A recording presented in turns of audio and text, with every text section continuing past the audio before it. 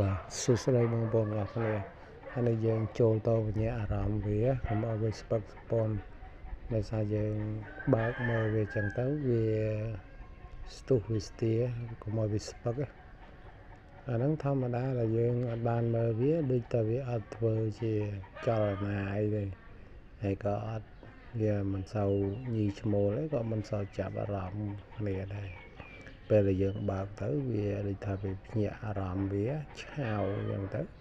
វាអាចនឹងស្ដុលទៅរកចំណីហើយល្ងាចឡើងយើងត្រូវថែមចំណីវាទៀតដែរដើម្បីឲ្យបំពត់មេវាហ្នឹងឲ្យអាយុវាបានវែងណាព្រោះអាយុមេដួងហ្នឹងគឺតែ90ថ្ងៃទៅ100ថ្ងៃអស់បាទ50ថ្ងៃងាប់បាទបងប្អូនអរគ្នាហើយឥឡូវនេះយើងចូលបញ្ញាអារម្មណ៍វាអញ្ចឹងណាបាទបងប្អូន